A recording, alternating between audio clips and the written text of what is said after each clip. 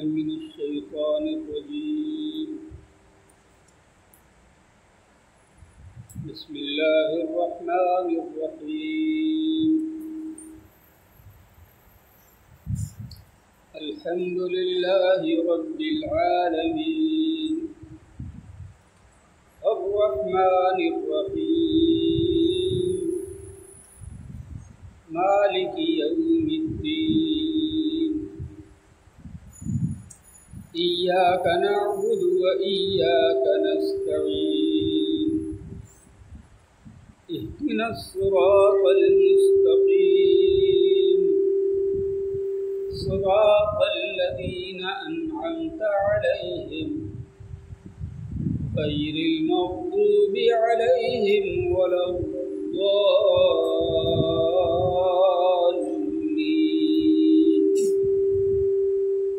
آمين.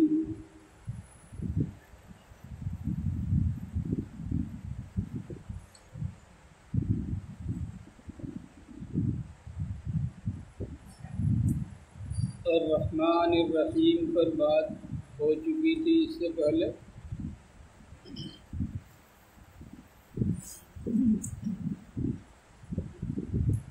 اور بتایا گیا تھا کہ الرحمن کے معنی ہیں بہت بڑے مہربان،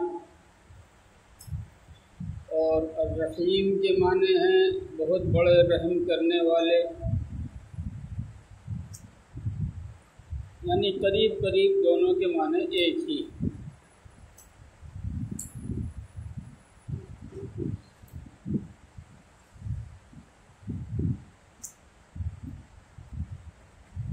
الرحمن کے معنی بھی بہت بڑے مہربان، اور الرحیم کے معنی بھی بہت بڑے مہربان.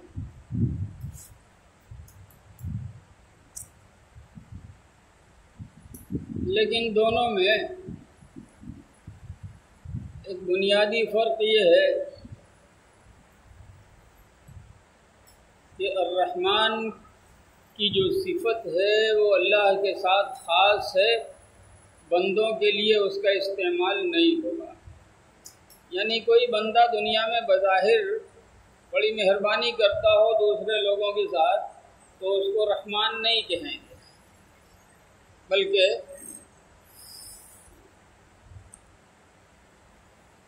لفظ عبد اس کے ساتھ جوڑیں گے اور کہیں گے عبد الرحمن، رحمان کا بندہ.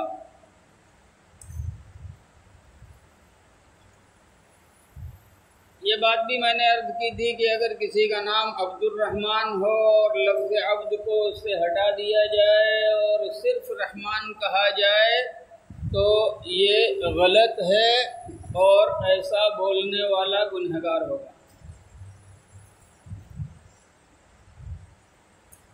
مگر لفظ رحیم ایسا لفظ ہے جو اللہ کے ساتھ بھی ہے اور بندوں کے ساتھ بھی. کوئی بندہ اگر بڑا مہربان ہو، دوسرے لوگوں کے ساتھ مہربانی کا، رحم کا معاملہ کرتا ہو تو اسے رحیم کہہ سکتے ہیں. خود اللہ رب العزت نے نبی اکرم صلی اللہ علیہ وسلم کے ساتھ یہ صفت استعمال کی ہے، وَبِالْمُؤْمِنِينَ رؤوف الرحیم. اور آپ محمد صلی اللہ علیہ وسلم ایمان والوں پر شفقت بھی کرتے ہیں اور ان کے لیے مہربان بھی ہیں. تو رحیم کا لفظ یہاں اللہ کے لیے استعمال نہیں کیا گیا ہے، بلکہ جناب محمد رسول اللہ صلی اللہ علیہ وسلم کے لیے استعمال کیا گیا ہے جو اللہ کے بندے ہیں. ایک اور فرق یہ میں نے عرض کیا تھا، دہرا رہا ہوں اس لیے کہ بات ذہن میں بیٹھ جائے تسلسل کے لیے، کہ یہ دو صفتیں اللہ کی جو یہاں استعمال کی گئی ہیں، ایک دنیا کے اعتبار سے اور ایک آخرت کے اعتبار سے. رحمان کا لفظ جو ہے وہ دنیا کے اعتبار سے استعمال کیا گیا ہے، کہ اللہ تعالیٰ اپنے بندوں پر بہت مہربان ہیں. یہی وجہ مہربانی ہی کی وجہ ہے کہ بندہ اللہ کی نافرمانی کرتا رہتا ہے اور اللہ اس کے اوپر روزی کا دروازہ بند نہیں کرتا.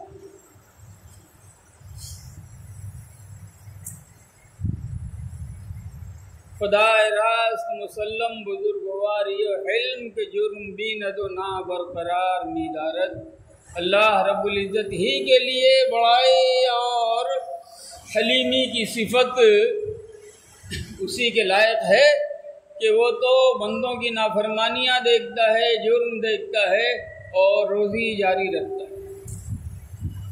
ورنہ کوئی نوکر اپنے مالک کا کہیں بھی ہو، کارخانے میں ہو، دکان میں ہو، آفس میں ہو، اپنے مالک کے حکم کے خلاف اگر کرے گا تو مالک فوراً اس کی تنخواہ کاٹ دے گا اور اس کو اپنی نوکری سے باہر کر دے گا. یہ اللہ رب العزت کی مہربانی ہے. اسی نسبت سے اس کو رحمان کہا جاتا ہے. اور رحیم الآخرہ، آخرت کے اعتبار سے وہ مہربان ہے. اب وہاں مہربانی دوسرے انداز کی ہوگی، وہ اپنے ایمان والے بندوں پہ مہربان ہوگا، کافر بندوں پہ مہربان نہیں ہوگا. وہاں دو لائنیں لگا دے گا اللہ رب العزت. اور مجرم جو لوگ نافرمان تھے، اللہ کی بات دنیا میں نہیں مانتے تھے، ان سے کہا جائے گا امتاز الیوم ایھا المجرمون، اے نافرمانوں آج الگ لائن بنا کے کھڑے ہو جاؤ. مالک یوم الدین، بدلے کے دن کا مالک ہے. بدلے کے دن کا مالک ہے. بدلے کا دن، دین کے معنی آتے ہیں بدلے کے. یوم مانے دن، یوم الدین بدلے کا دن. مالکی یوم الدین وہ بدلے کے دن کا مالک ہے. بدلے کے دن سے مراد یہاں پر قیامت کا دن ہے.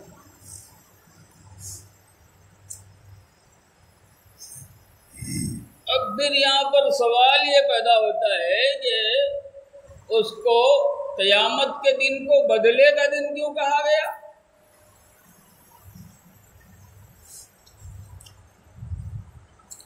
اس لیے کہ اللہ رب العزت جو سب سے بڑا انصاف کرنے والا ہے، اس دن رتی رتی کا حساب کرے گا. اور صرف انسانوں کا حساب نہیں ہوگا، بلکہ انسانوں کے علاوہ جو بے زبان جانور ہیں ان کا بھی حساب ہوگا. دو بکریاں ہیں، ایک کو سینگ ہے اور ایک کو سینگ نہیں ہے. اور سینگ والی نے، بکری نے یہ دیکھ کر کہ میرے پاس سینگ ہے، وہ سامنے والی میرا کیا بگاڑ لے گی، اور اپنے سینگوں سے اسے مارا اور ستایا اور دبایا. تو قیامت کے دن یہ دونوں بکریاں لائی جائیں گی اور بے سینگ والی کو سینگ دیا جائے گا اور سینگ والے کا سینگ غائب کیا جائے گا. اور اللہ رب العزت فرمائے گا اب بدلہ لے کے بتا.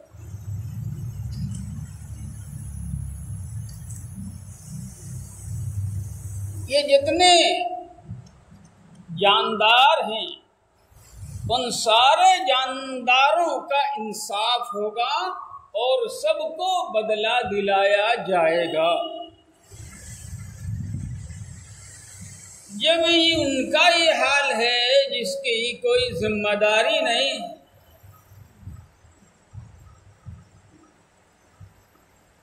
تو پھر جن کو اللہ رب العزت نے ذمہ دار بنایا ہے اس کا کیا ہے؟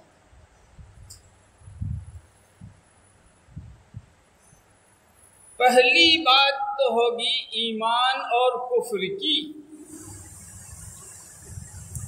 میری زمین پہ چلتے تھے، میرے آسمان کے نیچے رہتے تھے، میری بنائی ہوئی چیزوں سے فائدہ اٹھاتے تھے، مجھ کو تم نے رب مانا تھا کہ نہیں مانا تھا؟ پہلا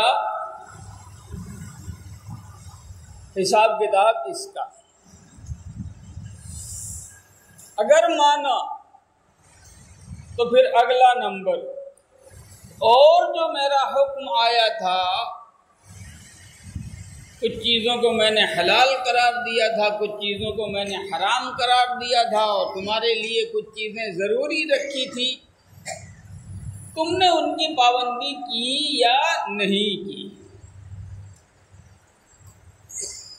اگر ایمان لایا تھا، اللہ کو مانا تھا، اپنا رب مانا تھا، اللہ کے نبی کو اپنا رسول مانا تھا، قیامت کے دن کو مانا تھا، تو پھر اللہ نے جو حکم دیا تھا اس حکم کو تم نے بجا لایا کہ نہیں لایا؟ اس حکم پر تم نے عمل کیا کہ نہیں کیا؟ اب ایک ایک نماز کا حساب ہوگا، اس سے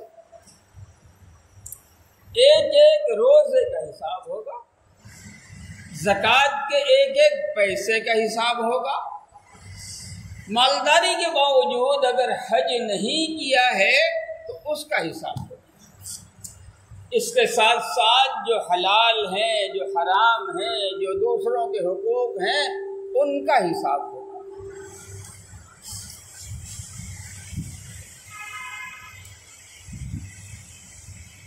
رب کے حقوق کا حساب ہوگا، بندوں کے حقوق کا حساب ہوگا، ایک بندے کا دوسرے بندے کے اوپر جو حق ہے اس کو ادا کیا یا نہیں کیا۔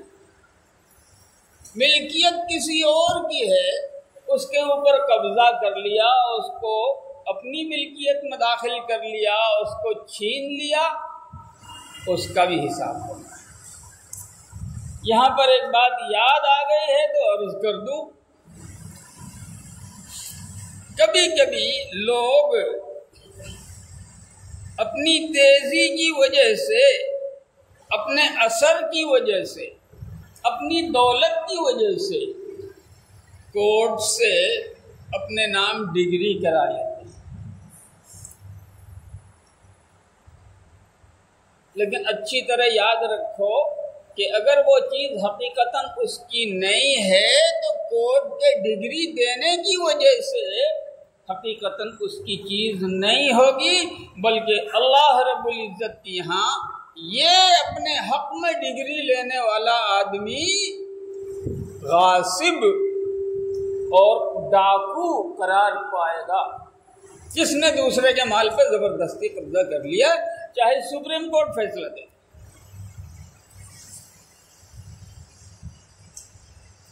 صحیح حدیث کی روایت ہے، اللہ کے رسول صلی اللہ علیہ وسلم ارشاد فرماتے ہیں کہ تم میں سے بہت سے لوگ میرے پاس آتے ہیں اور وہ اپنی بات کو اچھے ڈھنگ سے ادا کرنے پر قادر ہے، اپنے جو کہنا چاہتا ہے اس کو خوب اچھی طریقے سے سمجھا سکتا ہے، اور سامنے والا ذرا کمزور ہوتا ہے، تو اگر میں کسی کی دلیل سن کر اس کے حق میں فیصلہ کر دوں اور وہ چیز سچ مچ اس کی نہ ہو تو اس کو یہ نہیں سوچنا چاہیے کہ اللہ کے رسول صلی اللہ علیہ وسلم نے فیصلہ کر کے مجھ کو دے دیا ہے تو چیز میری ہو گئی، بلکہ اللہ کے نبی حضور اکرم صلی اللہ علیہ وسلم ارشاد فرماتے ہیں کہ اس کو یہ سوچنا چاہیے کہ میں جہنم کا ایک ٹکڑا کاٹ کے اس کو دے رہا ہوں۔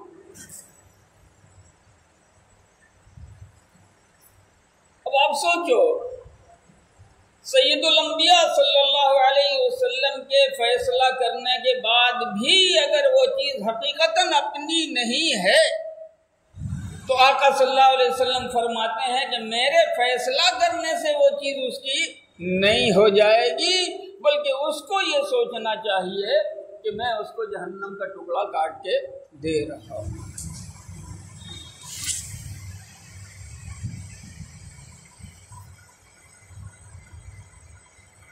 ایک روایت میں آتا ہے،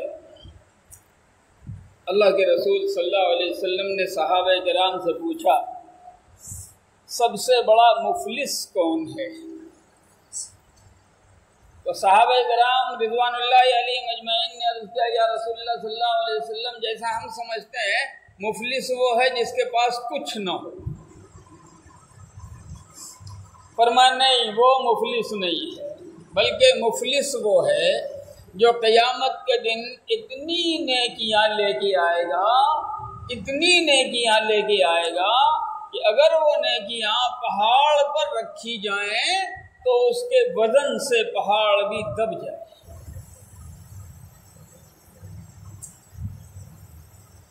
پہاڑ پر آپ ذرا سا 20 منزل کی عمارت کھڑی کر کے دیکھو، پہاڑ کہیں سے دبتا ہے کیا؟ لیکن آقا صلی اللہ علیہ وسلم نے ارشاد فرمایا کہ اتنی نیکیاں لے کے آئے کہ اگر وہ پہاڑ پر رکھی جائیں تو پہاڑ بھی دب جائے، لیکن اسی کے ساتھ ساتھ اس نے کسی کو مارا ہوگا، اس نے کسی کو گالی دی ہوگی، اس نے کسی کی پیٹھ پیچھے برائی کی ہوگی، اس نے کسی کا حق چھینا ہوگا، اور قیامت کے دن یہ سارے لوگ اللہ رب العزت کے سامنے انصاف مانگنے کے لیے پہنچ جائیں گے، تو اللہ پاک فرمائیں گے کہ ٹھیک ہے انصاف ہوگا۔ اب انصاف ہوگا کا مطلب یہ ہے کہ گالی دی تھی تو وہاں گالی تھوڑی دلوائی جائے، تو گالی دی تھی اور اس نے برداشت کیا تھا، اس نے گالی دی، اس نے برداشت کیا، تو قیامت کے دن گالی دینے والے کی اتنی نیکیاں گالی کے برابر اس کو دے دی جائیں گی۔ اب اندازہ کرو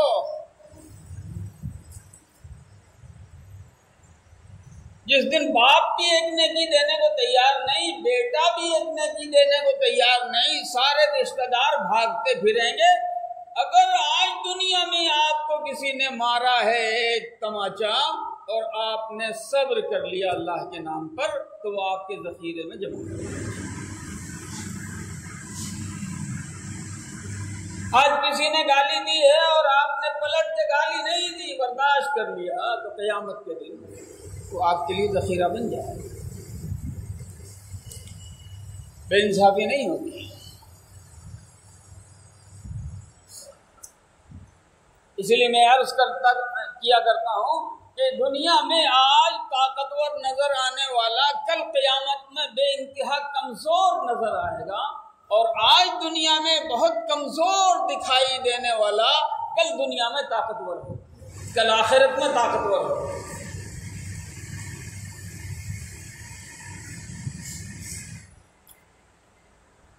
اب ہوگا یہ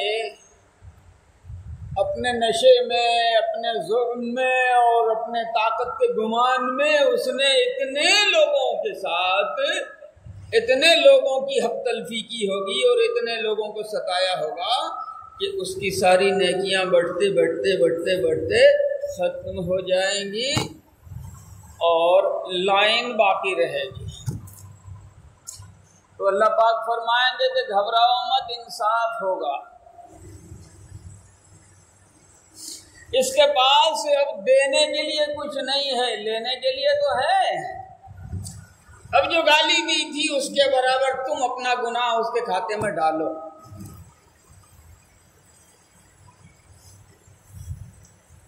ظلم کیا، اتنا سا اپنا گناہ اس کے کھاتے میں چلا گیا، شرط یہ ہے کہ صبر کیا، پلٹ کے تم نے بھی کہہ دیا تو معاملہ برابر۔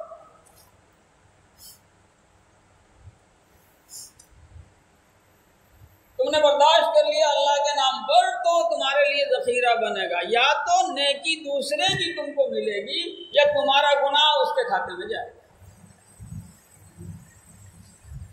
اور جتنی نیکیاں لے کے آیا تھا اتنی ہی برائیاں جمع ہو جائیں گی، اور اللہ رب العزت فرمائیں گے لے جاؤ اسے جہنم میں ڈال دو۔ جانوروں کے ساتھ یہ ہوگا،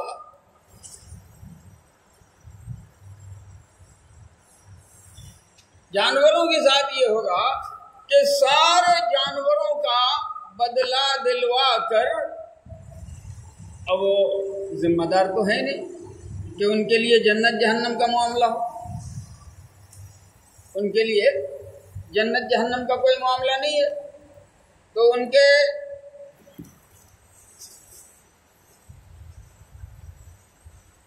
جب سب کا انصاف ہو جائے گا سارے جانوروں کا، تو اللہ رب العزت حکم دے گا جاؤ مٹی بن جاؤ۔ قرآن کریم میں اللہ پاک ارشاد فرماتے ہیں یوم ینظر المرء ما قدمت یداہ، آدمی نے جو کچھ دنیا میں کیا ہے وہاں دیکھے گا، دکھائی دے گا۔ اور یہ مسئلہ آج کی سائنس نے آسان کر دیا ہے۔ جب یہ سائنسی ایجاد نہیں ہوئی تھی تو سمجھانا ذرا مشکل تھا، لیکن اب آسان ہو گیا ہے۔ آج آپ نے اگر کچھ کیا اور ویڈیو ریکارڈنگ ہو گئی اور 50 سال کے بعد بھی کوئی آدمی اس پوری ویڈیو ریکارڈنگ کو دیکھ کر کے ساری آواز کو سننا چاہے تو سن سکتا ہے، ساری حرکتوں کو دیکھنا چاہے تو دیکھ سکتا ہے، اور خود کرنے والے کو دکھا سکتا ہے، یہ دیکھ تو نے کیا کیا۔ تو اسی لیے میں کہتا ہوں کہ اللہ رب العزت کا CCTV کیمرہ ہر بندے کے ساتھ فٹ ہے، اور قیامت کے دن قرآن کہتا ہے یوم ینظر المرء ما قدمت یداہ، جو کچھ کیا ہے اس کو اپنی آنکھوں سے دیکھے گا۔ وَيَقُولُ الْكَافِرُ يَا لَيْتَنِي كُنْتُ تُرَابًا، اور جانوروں کو جب مٹی بنا دیا جائے گا اللہ کی طرف سے، اللہ کے حکم سے، تو یہ کافر کہے گا کاش ہم بھی مٹی بن جاتے، ہم بھی مٹی بن جاتے ہیں۔ لیکن تم تو ذمہ دار تھے، تم کو مٹی تھوڑی بنایا جائے گا، تم کو یا تو فرما بردار ہو تو اللہ کے مہمان خانے میں رہو، اور اگر نافرمان ہو تو اللہ کے قید خانے میں رہو، تیسری کوئی جگہ تمہارے لیے تو ہے نہیں۔ اسی لیے کہا گیا مالک یوم الدین، وہ بدلے کے دن کا مالک ہے۔ اس کو دوسری طرح سے بھی پڑھا گیا ہے، قرأت قرآن کریم کی قرأت جو ہے 7 طریقے سے ہے، تو اس کو مالکی یوم الدین بھی کہا گیا ہے اور ملکی یوم الدین بھی۔ مالک اور ملک دونوں میں تھوڑا سا فرق ہے۔ ملک کے معنی آتے ہیں بادشاہ کے، مالک کے معنی مالک،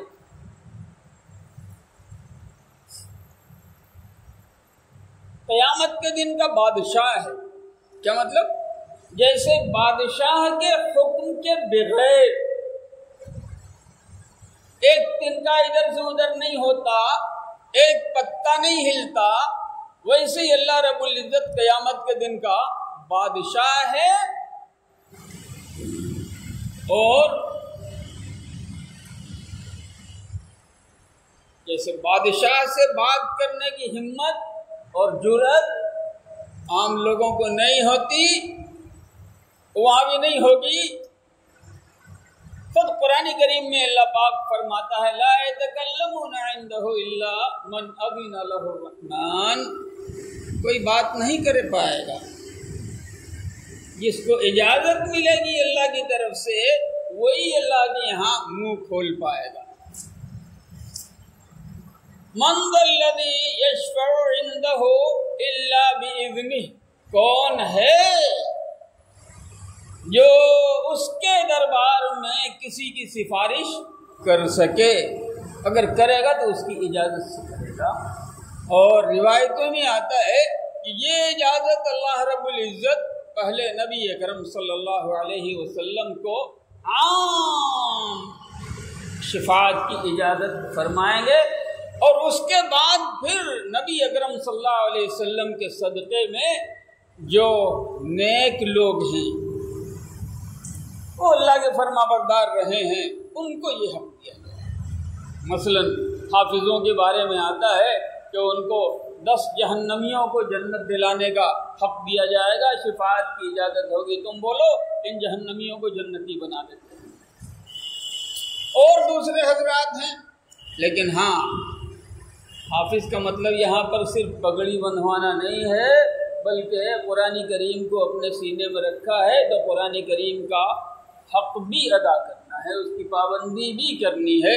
قرآن کریم میں جس چیز کو حلال کہا گیا ہے اس کو حلال سمجھ کے اس کی پابندی کرنی ہے، اور جس چیز کو حرام کہا گیا ہے اس کو حرام سمجھ کے اس سے رکنا ہے۔ قرآن کے مطابق پوری زندگی گزاری ہے تو حافظوں کو 10 جہنمیوں کو آزاد کرنے کا حق دیا جائے گا، یہ اللہ کی طرف سے۔ باقی اللہ مالک ہے، قیامت کے دن کا مالک ہے۔ اس کا مطلب یہ ہے کہ دنیا میں اللہ پاک نہیں پکڑ رہا ہے، چھوٹ دے رہا ہے۔ تو جن کو تھوڑے دنوں کے لیے دے دی گئی ہے حکومت، وہ اپنے آپ کو زمین کا خدا سمجھ رہے اور اللہ کے بندوں پر قہر ڈھا رہے ہیں، ظلم کر رہے ہیں۔ قیامت کے دن کا معاملہ یہ ہوگا، بخاری شریف کی روایت ہے اور مسلم شریف کی روایت بھی ہے کہ اللہ پاک آسمانوں کو لپیٹ کر کے داہنے ہاتھ میں لے لیں۔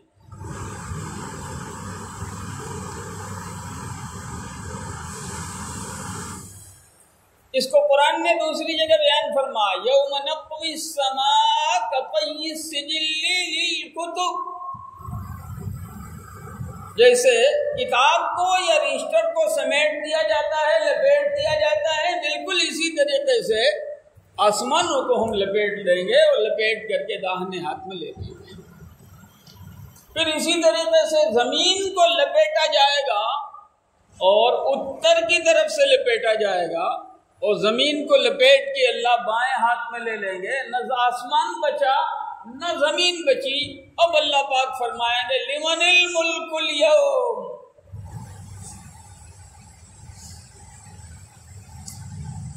سلطنت کے دعوے دار تھے، حکومت کے دعوے دار تھے، مالک پناہ دکھا رہے تھے، بادشاہی کا ڈنکا بجوا رہے تھے۔ آج حکومت کس کی ہے؟ آج ملک کس کا ہے؟ کہاں ہے تمہاری حکومت؟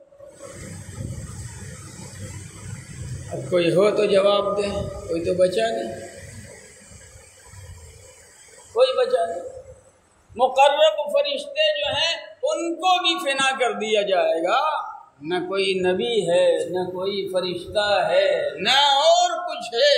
زمین و آسمان تھے، ان کو بھی لپیٹ دیا گیا ہے۔ اب اللہ پاک ایسے میں سوال فرمائیں گے لمن الملک اليوم، آج کس کی حکومت ہے؟ کوئی جواب نہیں آئے گا، تو پھر اللہ اپنے سوال کا خود جواب دیں گے، فرمائیں گے للہ الواحد القہار، اس اللہ کی حکومت ہے جو اکیلا ہے، بڑا زبردست۔